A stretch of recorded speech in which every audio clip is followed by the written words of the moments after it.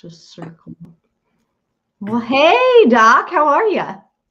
Great. We're live again. We are live again. I can't believe we're actually making this thing happen. We set a goal and here we are doing our weekly lives. So super excited to join you again today. I know last time we started getting like really diving into metabolism, especially as we age, 30s, 40s, just really trying to figure out what's happening there, like what is shifting as we get into that premenopausal. And we're talking specifically women. I know that's really your market. I do work with men, but I know for both of us, women in that 30 to 40 year age bracket are really starting to see some downregulation of hormones, are really starting to see how our muscle mass and our body fat distribution is changing. And it's frustrating. I mean, I think that's the biggest thing is we started last time talking about when people come to both of us, it's after they've tried so many other things and tried and failed, or maybe even had success, but temporary success, right? I mean, would you agree that's kind of where you start to get people coming into your pipeline when they just say, okay, there's got to be an answer. Yep. Most of the patients that I see have done Jenny Craig Weight Watchers multiple times, paleo diets, keto diets. Then they've done fasting, and the trend is it works. When they say it works, they lose some weight and then they gain it back because they never really learned how their body works. And I have a personally, we have three big pillars that I work someone through. But the first thing we do is reset someone's fat furnace, I call them. So turn the fat furnace back on. And then I show people how to overcome sugar dopamine addiction. Okay. Yep. Step 3 is boosting metabolism. So that's actually the third step we do. So that's an important piece. I guess really a nice place to start would be, why would someone want to have a healthy metabolism? Because I actually have watched a lot of patients say, yeah, why do I want a good metabolism? Like, why would you want that, Doc? Well, and I think there's just a misconception. I think right now, the research, the Instagram reels, all the things are about muscle, muscle, muscle, protein, protein, protein. And yes, those are essential components of naturally boosting your metabolism, but that's a long game. Like, it's not like Popeye, wake up, eat spinach, have muscles. And I think that's what the industry is trying to convince people. You eat protein, you go do a couple little strength classes, and you're going to start building muscle. And I think we need to be really mindful of how we're setting people's expectations up around the muscle mass building process, because yes, that's a natural way to boost your metabolism, but it takes a long time. And so, there are other ways I think that are more immediate impacts, like you're saying about the sugar, and just becoming a little bit more mindful of what type of fuel you're using for daily activity, Yeah, I think so that's that important question. First of all, the why. I want to answer that before we really go into the how, because so many people think I've been hearing that since I was a kid. I ate a lot. And then my mom, dad said, you know what, when you turn in your 20s, that'll slow down. Didn't slow down. In my 20s, I heard, you know what, in your 30s, that'll slow down. Yeah, watch it now. That's right. Yeah, then I heard, in your 40s, it'll slow down. Hasn't slowed down. Right. And so it's interesting because there's a perception of if you slow down, you become unhealthy. Yeah, your metabolism slows down. So why do we want healthy metabolism? There's a few reasons really why. Your body functions at its best. So like even if you have a faster metabolism, your body burns more calories at a resting rate. That's an important piece. This actually helps people create a healthy weight balance. With a higher metabolism or a healthy metabolism, you've got more energy. You have a better gut health. So you have better nutrient absorption. That's an important piece that I don't think people really realize. With a slower metabolism, you don't absorb as many nutrients, right? One of the things that I specialize in is balanced hormones. There's a big link between hormone regulation and your metabolism. You mentioned with a higher metabolism, it does preserve, it's been shown to preserve lean muscle mass. Mhm. Higher healthy metabolism also helps to detoxify. Your body can actually detoxify. So if there's 82,000 chemicals in our food, water, and air. Your body can actually detoxify from those things a lot easier with the healthier metabolism. So besides the immune system and mental clarity, I could go on, but Sure. that would be the whys I'd love to put out there to people. Yeah, well, and I think the flip side of that is also true, right? I mean, if you have more muscle, your metabolism will be more efficient and higher. So, you're not only is what you're eating benefiting your muscle mass, but your muscle mass is benefiting how you absorb and utilize and benefit from the food you're eating. So Yeah. it just is, it's a definite correlation there. And I think that I love that the industry is being more mindful to push that focus, but I also do think people need to understand like what that looks like to boost your basal metabolic rate, which is essentially what we're talking about, right? There's several components to your basal metabolic rate, but your body composition is the absolute number one driver of that. Because Nice. the leaner you are at rest, the more efficient you are just sitting around. Right. And that's based on how much muscle mass we have. And then, of course, like you said, you can talk about, non-exercise calorie expenditure, the thermic effect of food, which is kind of what you're talking about, right? Like how we digest and process and how we burn calories just absorbing nutrients. And the more efficient you are at that, then you're getting some benefit there. So, yeah, I'd be curious your thoughts on that. Like, is that kind of what you're saying when you talk about how we absorb and digest and how efficient we are at actually utilizing the foods and the liquids that we're consuming? Yeah, I mean, literally, a stronger or healthy metabolism because it supports your gut health. It basically that ensures your body. It literally, I've watched this. It ensures your body to absorb nutrients just even through the digestive tract. And just to remind people, your digestive system, it's made of many types of tissue, but muscle is how the muscles actually move food through your digestive tract, right? Right. So we could do an entire training, which I would love to do in a bunch of these and lives on muscle mass. We could absolutely do that so people understand the reality behind this. But yes, that's part of what I'm saying. Even it's wild because I'll even notice insulin, thyroid hormones, cortisol. A lot of those will be thrown off when your metabolism is slow. And I want to say this because I've noticed this is with women specifically. I don't know how many men have this, so you can tell me. But with women, I've noticed that there's a linkage in our society over the last 30 years. The mass teaching has been that you want to suppress your appetite. Appetite suppressants, caffeine does it. Most of the weight loss drugs, that's what they're doing, suppressing your appetite. So there's a misconception now, a lack of education of as if suppressing your appetite or as if appetite is the source of your weight gain or unhealthiness.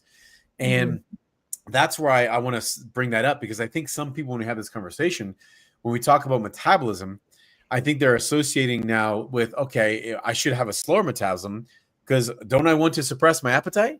And so, do you see what I'm saying? So, yeah, there's a counterintuitive, like, No, it's raise it, right?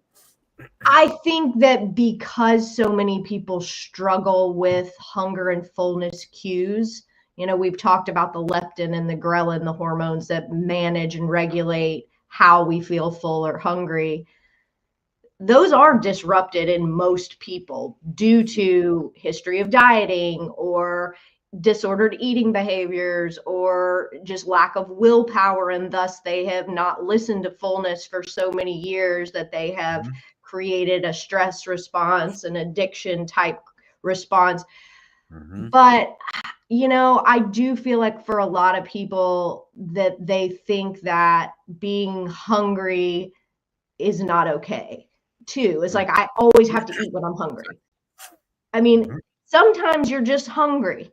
But that doesn't mean you have to go eat every time you're hungry. And sometimes you eat when you're full because it's a snack and you just want to have it and you're not necessarily hungry, but it's just exciting and it's a birthday and you're going to have some cake even though you're already full, you know?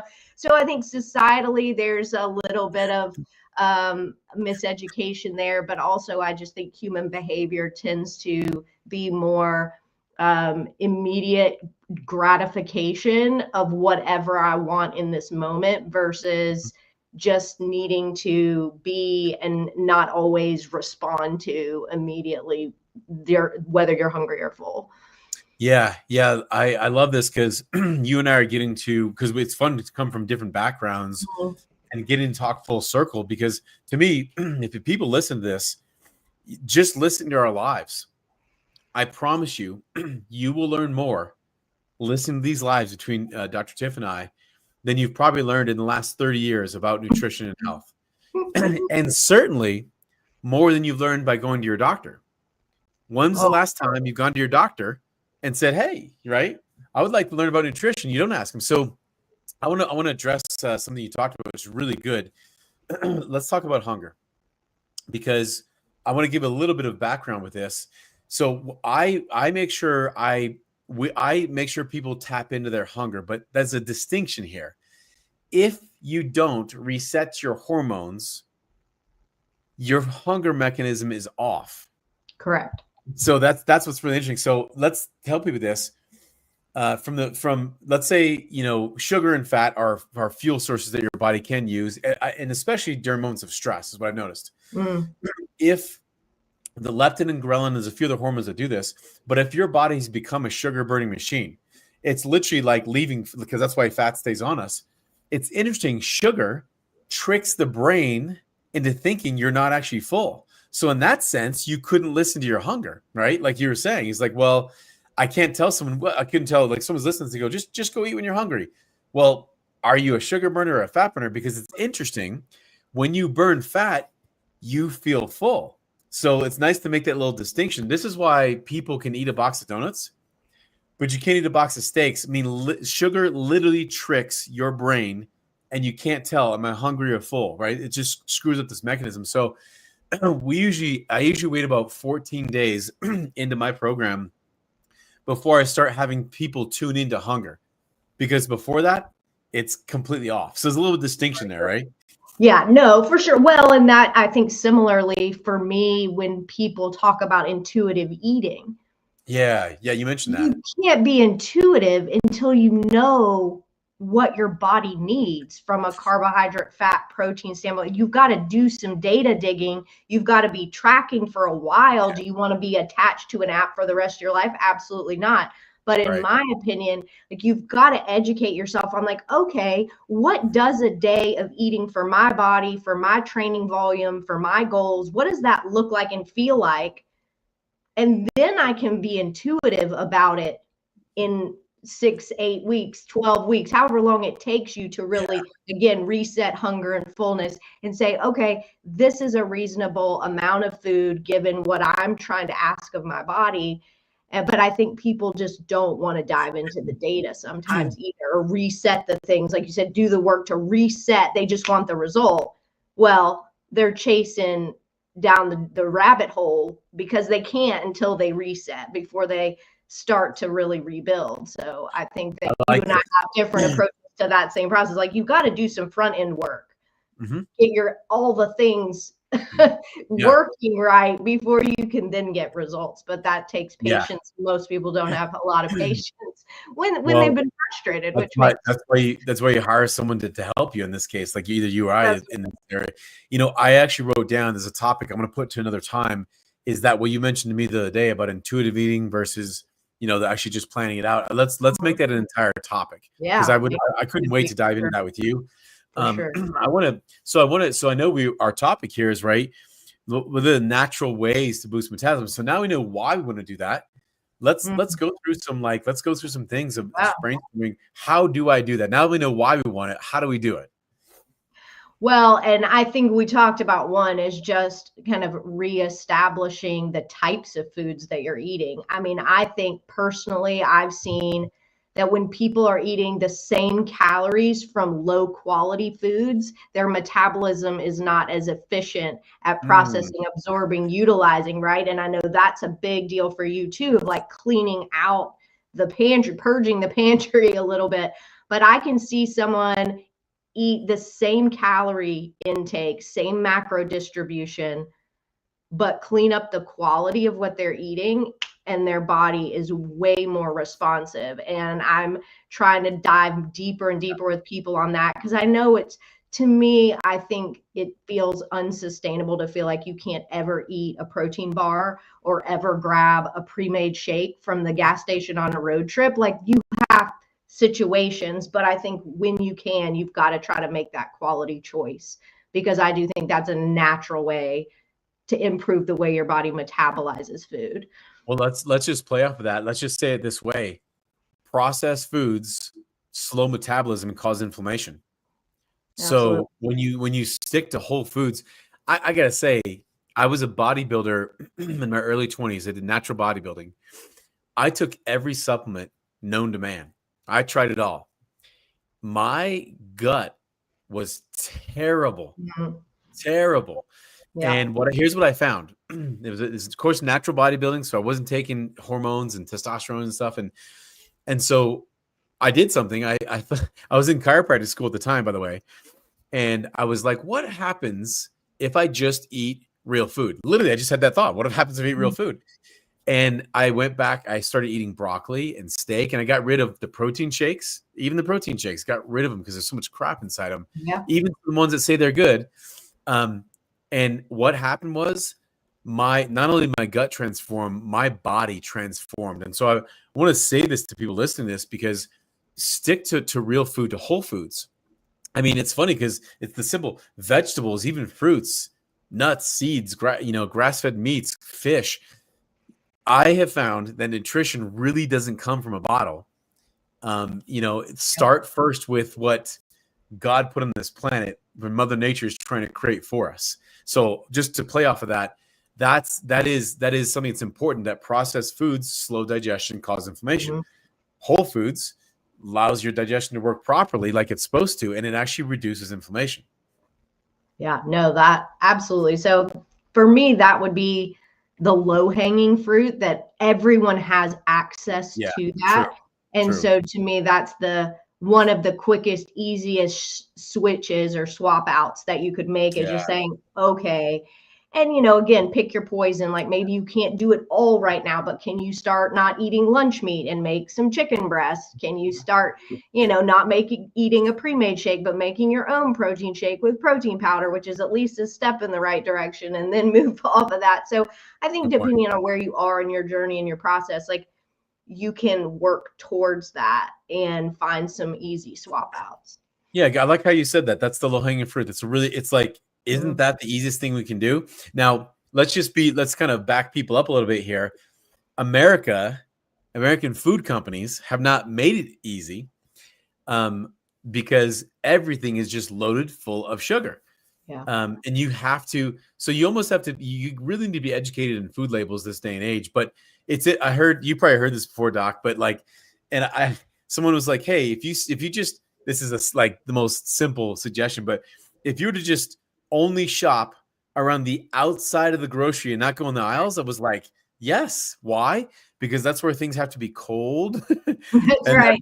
That's right. I always say that. People are like, what do you think about these protein shakes, the pre-made off the shelf? I'm like, the fact they can sit on the floor of the grocery store unrefrigerated for months at a time, that right there makes me a little concerned about what is in them, like how they are actually like a liquid in the aisle of the grocery store. But yeah, yeah, I think, you look at it, it's like anything that doesn't have a food label is fair game, yeah, right? that's a good way to put it. Yeah, I like Yeah, that. like fruit, veggies, they don't have a food label. Of course, meat does, but like there's not, necessarily any ingredients on that food label. It's just the poundage and the nutritional information. But if it doesn't have, or if it has 1 to 2 ingredients, like of course you're gonna have to go like get oatmeal or get brown rice or get in a whole wheat pasta that's going to be in a box with a food label. But again, the most minimal of ingredient lists is always going to be,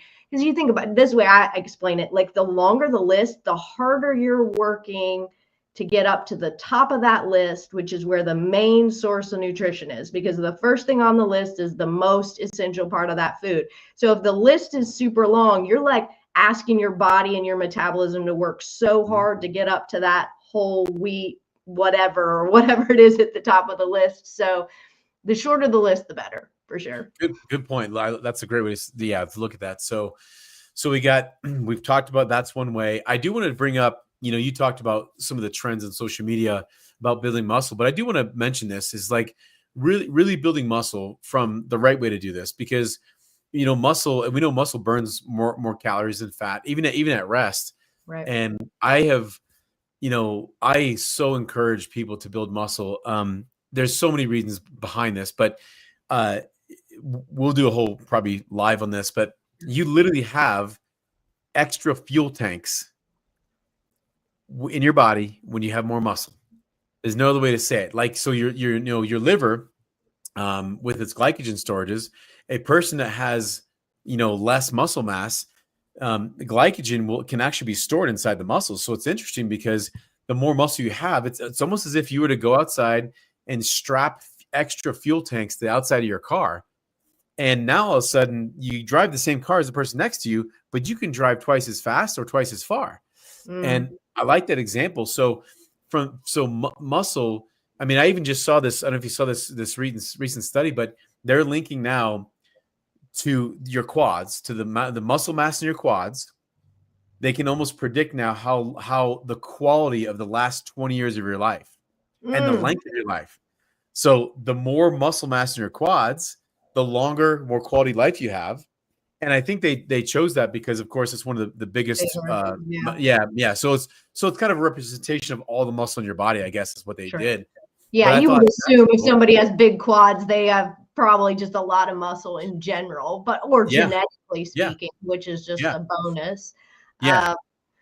But yeah, you're right, because when we eat food, what happens is the food, as it gets digested, it raises our blood sugar levels, right? So as blood sugar rises, and of course, the more carb and the more refined and the higher volume, the more drastic and immediate. So those blood sugar levels rise, and then pancreas comes in with insulin and says, hey, let's bring those blood sugar levels back down. And so you got 3 storage tanks. When insulin comes in, it can shuttle it to muscle storage, which you mentioned, to liver storage.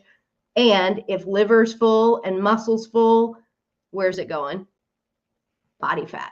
That's the third, right? So if you've got more muscle, you've got more room for that insulin to store, right? And you've got, again, if you've exercised and you've reduce the glycogen storage in the muscle, the next time you eat, you have somewhere to put it. So there's so many things that you can do to free up space for that next meal or for that increase in blood sugar. But if you're sedentary and you don't have a lot of muscle mass and you're eating high carb, highly refined, high volume foods, then insulin cannot work hard enough. And even if it does, it doesn't have anywhere to store it.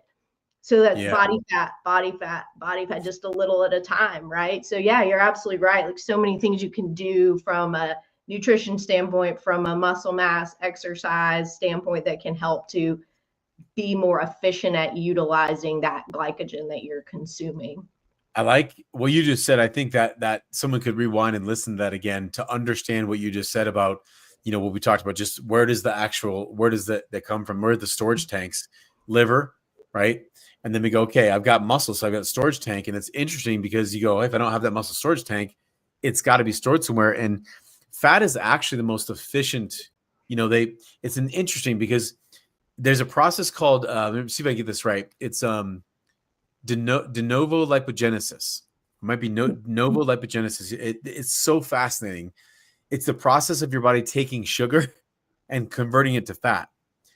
And yeah, I know. I was reading. I'd never read this in school, and I read it in text. I actually started researching. It was like, it's almost like that's like you and I going to the gas station and pumping, 80 octane, Hmm. But when it goes in your car turns it into 110 octane. Yeah. The reason your body converts sugar into fat is because fat is 9 calories per gram versus sugar or carbohydrate protein is 4. So Hmm. how amazing, just think about this. How amazing and loving is your body by storing fat? It's loving because it knows if I have a double the energy unit storage, I'm going to survive. So I want people to understand that is that your body's storing fat. It's doing it to love you. Mm. It thinks it's like, hey, I got to survive. And then when we combine that with, it's a whole nother conversation. When we combine that with people under eating, your body's going to love you extra and say, this person's in a famine. Let's add more fat to storage so we have so they can survive. So there's a whole conversation Yeah. on that in its own, right? Well, But right, the metabolic adaptation, right? Like you're going to your metabolism is going to slow down if you're not giving it enough energy, or you're dieting, or you're in a calorie deficit, or for whatever reason there's a famine, right? And so it's not going to burn any more than it has to just to conserve energy. And like you said, then it is going to prioritize fat storage because it doesn't know what is going on. It's in starvation mode, it's in protection mode, it's in survival mode, and it's like we need energy because we're yeah, not getting any from the food we're consuming. So we want to make sure we can survive for the next winter. yeah, I true. mean, essentially go Exactly. back to true, The next human famine. biology. Yeah. Exactly. That's where I love bringing it back to. So I know we have about 3 or 4 more minutes. I'm going to say a few things, other things that would be good. Hydration. Like water is essential for metabolic function. So even mild dehydration can slow metabolism. So we make sure our patients, when we're going through this process, we have them drink half their body weight in ounces of water. Absolutely. And then and also want to mention sleep. We could do probably a few weeks on sleep, Yeah. but I don't think people realize they don't realize it because listen, the word doctor literally means teacher.